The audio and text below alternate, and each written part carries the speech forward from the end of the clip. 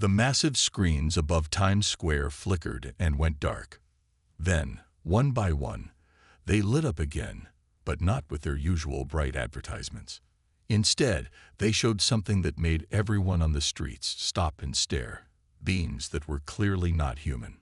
Tom Anderson stood in the middle of the crowd, his weathered face turning pale as he watched. At 65, the retired military strategist had seen many things in his life, but nothing like this. The aliens on the screen looked almost like tall, glowing humanoids made of crystal and light. They called themselves the Bright Ones. "Greetings, primitive species of Earth," the tallest one spoke in perfect English. "We are the Galactic Council, and we have been watching your pitiful attempts at civilization with great amusement." The crowd around Tom grew silent. Some people took out their phones to record, while others just stood there with their mouths open. The same message was being broadcast on every screen, every TV, and every radio channel across the world. "Look at them," another alien said, laughing. "They still burn fossil fuels. They haven't even colonized their own moon." The beings on screen were literally glowing with amusement, their crystalline bodies pulsing with light as they laughed. Tom's fists clenched at his sides. 40 years in the military had taught him one thing: never underestimate your enemy. But these aliens were doing exactly that, and he couldn't help but feel a grim satisfaction. They had no idea what humans were capable of when pushed into a corner. The broadcast continued as the aliens showed clips of Earth's problems: the melting ice caps, the polluted cities, the ongoing wars. They turned it into a sort of entertainment show, placing bets on which disaster would finish off humanity first. "I say they'll nuke themselves within 5 years, one alien said, its body flickering with golden light. 3 years, another countered. "Look at their politics. They can't even agree on basic facts." In his small apartment later that night, Tom watched as the world reacted. China, Russia, and the United States had already issued statements. The European Union was in emergency sessions. For the first time in history, the entire human race had a common enemy, even if that enemy only seemed interested in mocking them. Tom's phone rang. It was General Roberts, his old friend from the Pentagon. "Tom, we need you back," the general said without greeting. "These aliens, they think we're a joke. But you and I both know what happens to people who underestimate Earth." "People?" Tom smiled grimly. "Don't you mean aliens, sir?" "I mean anyone who's stupid enough to think humans will just roll over and die." The general paused. "We're activating the Phoenix Protocol. All retired strategic personnel are being called back. These glowing crystal bastards want to laugh at us. Fine. Let them laugh. But I remember something you always used to say. The loudest laugh often comes right before the fall." Tom finished the sentence. He looked out his window at the night sky, where somewhere the aliens were still broadcasting their mockery to Earth. "When do you need me?" "Now. Car's already on its way to pick you up. These aliens think they know us because they've watched us from above. They think our divisions make us weak. Our struggles make us primitive. Our conflicts make us doomed." The general's voice hardened. "But they don't understand what any soldier knows. The hardest battles shape the strongest warriors." Tom grabbed his old military go-bag from the closet, always kept packed out of habit. As he heard the car pull up outside, he took one last look at the alien broadcast. They were still laughing, still mocking, still so sure of their superiority. "Laugh while you can," he muttered, heading for the door. "You have no idea what's coming." In the following days, as the aliens continued their reality show of Earth's mockery, something unprecedented happened. Nations that had been enemies for generations began secret talks. Scientists who had competed for funding began sharing notes. Military strategists from every country started looking at the same data. The Bright Ones thought they were watching humanity's final days. Instead, they were watching humanity unite. And a united humanity was something the galaxy had never seen before. Deep beneath the Rocky Mountains, in a facility that officially didn't exist, Tom Anderson stood before a group of the world's best scientists and military leaders. The room was cold, but the tension made it feel warm. The bright ones think they're watching a reality show, Tom said, pointing to the screens behind him showing the aliens' latest broadcast. Let's give them one they'll never forget. The screens showed the aliens laughing at Earth's latest attempts at space travel. A Russian rocket had just failed its launch, and the bright ones were having a great time mocking its primitive chemical propulsion. Sir, a young scientist named Mike stepped forward. We found something interesting about their technology. He pulled up images of the alien broadcasts. Their bodies aren't just glowing for show. They're made of living quantum crystals. All their technology, their ships, their weapons, everything runs on quantum crystalline networks. Tom smiled. This was exactly what they needed. A weakness. And what happens to crystals, Dr. Mike? They break, sir. Mike grinned. Especially when you hit them at their resonance frequency. The room burst into activity. For 3 months, teams worked around the clock. On the surface, Earth appeared to be falling apart. Countries staged fake conflicts. Rockets exploded accidentally. The Bright Ones show got higher ratings across the galaxy. But underground, humanity was building something new. They called it the Shatterer, a weapon that could break quantum crystals from a distance. Tom watched as the first prototype took shape. Remember, he told the engineers, it needs to look primitive. Let them laugh at its basic design. Let them think it's just another failed human project. The weapon looked simple, ugly even. It was built from common Earth materials, nothing that would alert the alien sensors. But inside, it held humanity's most advanced technology, carefully hidden beneath a shell of apparent primitiveness. One day, as Tom inspected the progress, General Roberts joined him. The Chinese just finished their part of the fleet, he said quietly. Hidden in the Gobi Desert. Russians are done too, bases under the Siberian ice. India's ships are ready in their mountain caves. How many total? Tom asked. 10,000 small ships, each carrying a Shatterer, all looking like space junk on their sensors. The general smiled. The EU's contribution was brilliant. They figured out how to mask our real technology under a layer of primitive signatures. Above ground, the aliens continued their show. They had special episodes about Earth's failed space program, about the growing conflicts between nations, about the warming climate. Their ratings across the galaxy had never been better. They didn't notice when Earth's satellites started carrying strange new equipment. They didn't realize that the failed rocket launches were putting thousands of tiny, dormant ships into orbit. They were too busy laughing at the primitive humans. Sir, Mike called Tom to his lab one evening. Look at this. He showed a simulation of the Shatterer's effect on quantum crystals. The crystal structure didn't just break. It shattered in a way that spread to connected systems. One hit could take down their entire network. Tom watched the simulation with grim satisfaction. How long until we're ready?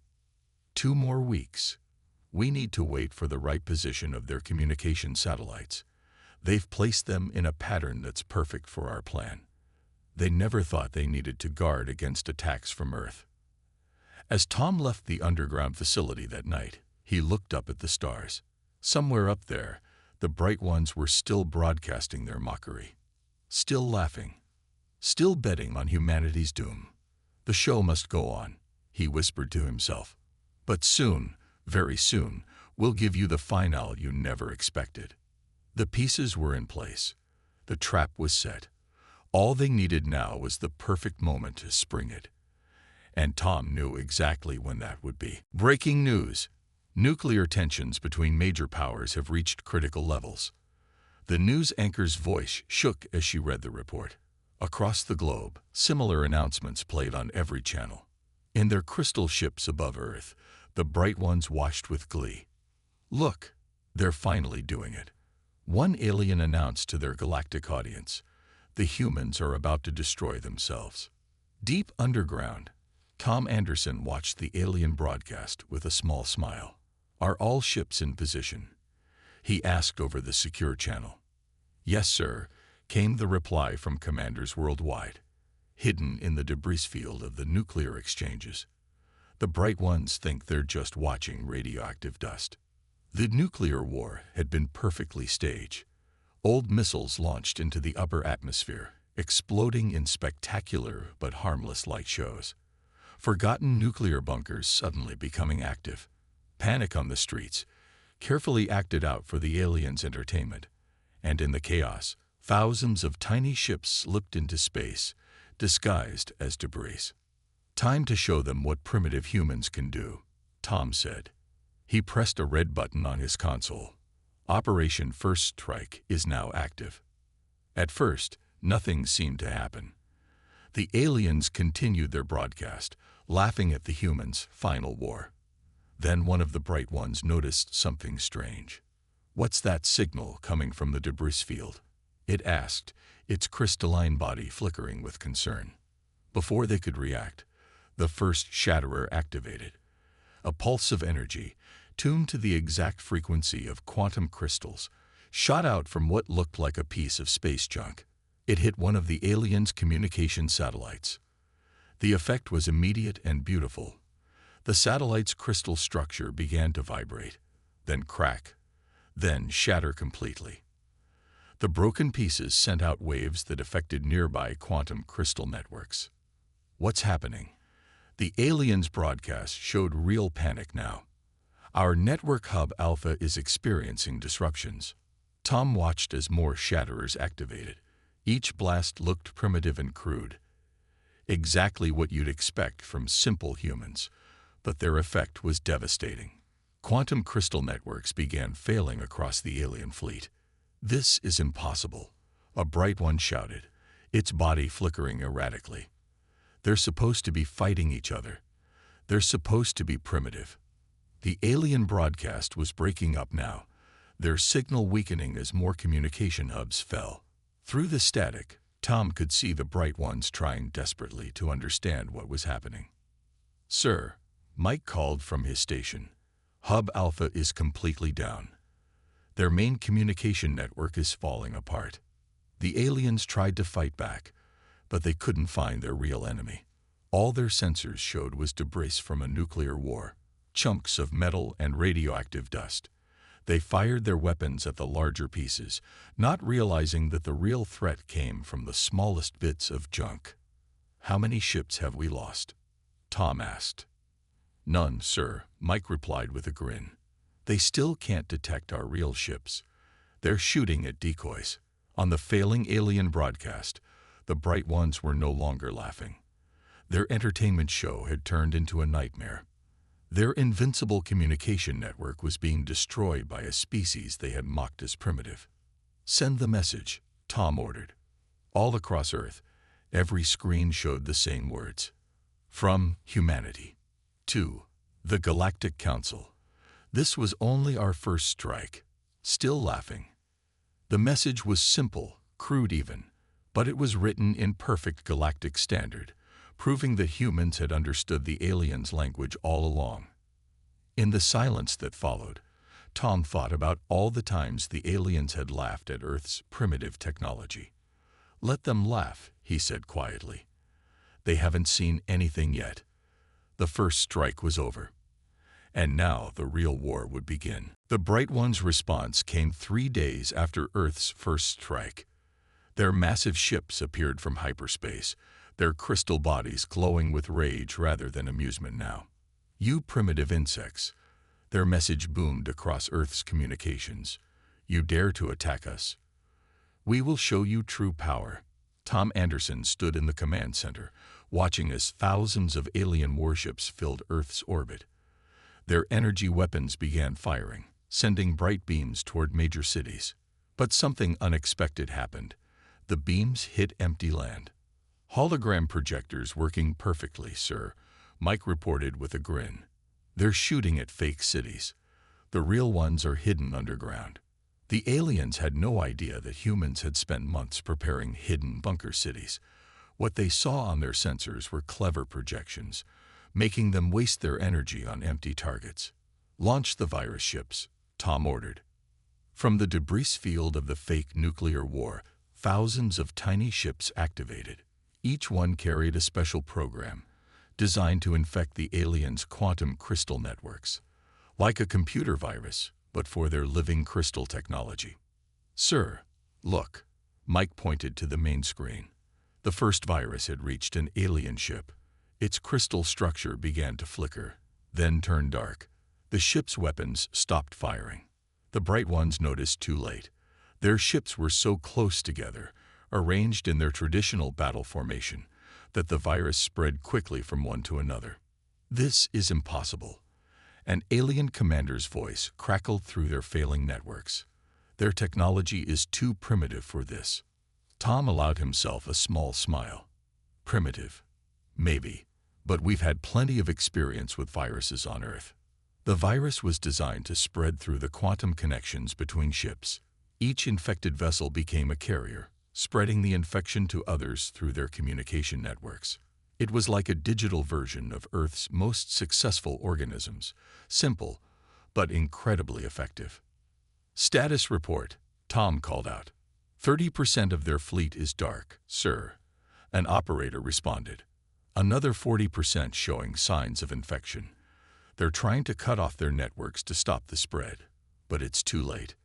The aliens' mighty fleet was falling into chaos. Ships that cut off their networks to avoid the virus became blind and deaf in space. Those that stayed connected watched helplessly as their systems failed. "Send the second message," Tom ordered. The words appeared on every working alien screen. "Lesson 2 from Earth. The smallest enemies are often the deadliest. Ask any human doctor." On their remaining broadcasts, the bright ones were furious. "You think this is victory?" they rage. "We have more fleets, more weapons. We will burn your world to ash." "Sir," Mike interrupted, "we're detecting massive energy signatures. They're calling for reinforcements."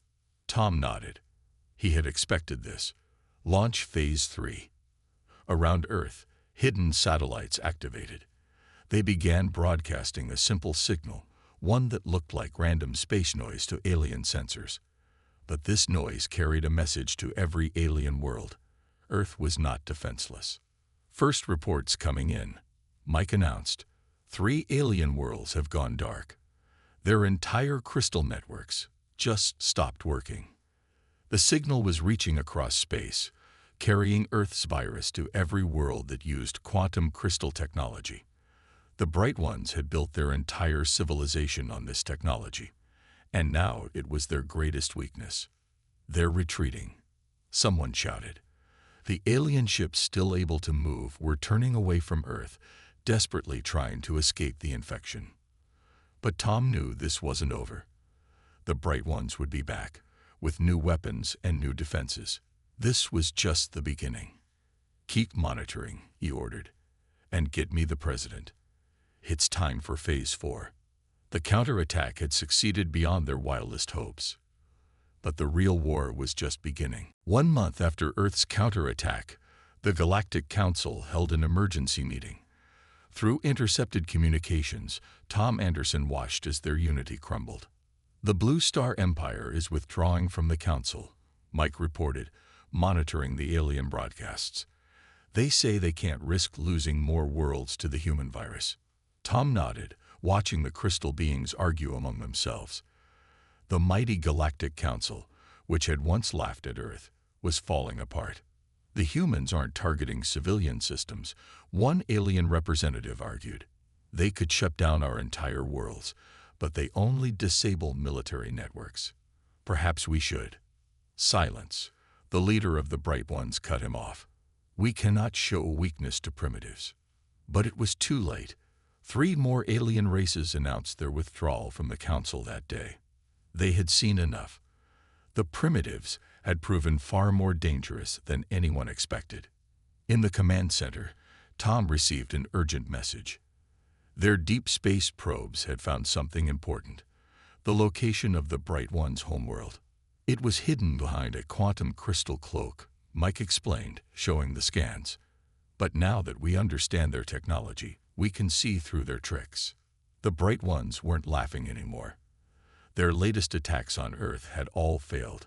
Human ships, small and seemingly primitive, appeared out of nowhere to infect their advanced vessels. Earth's hologram technology kept improving, making it impossible for them to find real targets. "Sir," a young operator called out, "we're picking up transmissions from inside their territory. Some of their own people are starting to question the war."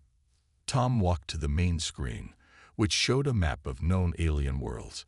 Nearly a third were now dark, their military networks shut down by Earth's virus. But the civilian areas on these worlds continued to function, a deliberate choice that was causing confusion among their enemies. "They don't understand why we don't destroy everything," Mike said, reading more reports. "Their military leaders keep telling everyone we're savages, but the evidence doesn't match." "Send the new message," Tom ordered. Across every alien world that still had working communications, Earth's broadcast appeared. "We are not the savages you thought we were. We do not target civilians. We do not destroy worlds. We only want respect. Last chance for peace." The response came within hours. More alien races began breaking away from the Council. Some even sent secret messages to Earth, offering to share intelligence about the Bright One's defenses. "They're learning," Tom said quietly. "Just like we did, they're learning that strength isn't always about having the biggest weapons." The Bright Ones made one final attempt to rally their allies. They broadcast images of Earth's past wars, trying to prove that humans were too dangerous to be allowed in the galaxy. But their plan backfired. The other races looked at Earth's history and saw something different. A species that had faced its own demons, learned from its mistakes, and chosen a better path. "Latest report, sir," Mike handed Tom a tablet.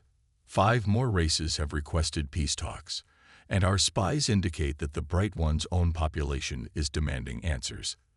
They want to know why their leaders attacked a species that's showing more restraint than they are." Tom looked at the map again. The Bright One's territory was shrinking as more allies abandoned them. Their mighty empire was being defeated not by brute force, but by their own arrogance and Earth's unexpected wisdom. "Begin preparations for Phase 5, Tom ordered. "It's time to end this." The turning point had come. Victory was within reach. But Tom knew the hardest part was still ahead, winning the peace that would follow. The Bright One's homeworld hung in space like a giant crystal, its cities glowing with quantum energy. Tom Anderson stood on the bridge of Earth's flagship, hidden behind a small moon. After 6 months of war, Operation Blackout was ready to begin. "All ships report ready, sir," Mike said from his station. "Our allies have confirmed the civilian evacuation zones." Former members of the Galactic Council had secretly helped Earth prepare for this final battle. They had provided maps of the Bright One's capital city and helped mark safe zones for civilians. "Remember," Tom's voice carried to all Earth ships, "we're not here for revenge. We're here to end this war." The Bright Ones had doubled their defenses after losing so many allies. Their homeworld bristled with weapons. Energy shields made from quantum crystals created a barrier that no normal attack could break. But Earth didn't plan a normal attack. "Launch the first wave," Tom ordered. Thousands of tiny ships, each no bigger than a car, emerged from hiding. They looked like primitive rockets, exactly what the Bright Ones expected from simple humans. Their sensors barely registered them as threats. That was their final mistake. Each small ship carried Earth's most advanced weapon yet, a device that could permanently disable quantum crystal technology, not just shut it down, but make it impossible to restart. "They're firing on the decoys," Mike reported as larger ships appeared, drawing the aliens' attention. Main fleet still undetected. The tiny ships slipped through gaps in the energy shields, gaps that Earth's new allies had identified. The Bright Ones were so focused on stopping big attacks that they overlooked the small ones. "First wave reaching the outer cities," Mike announced. "Quantum networks beginning to fail."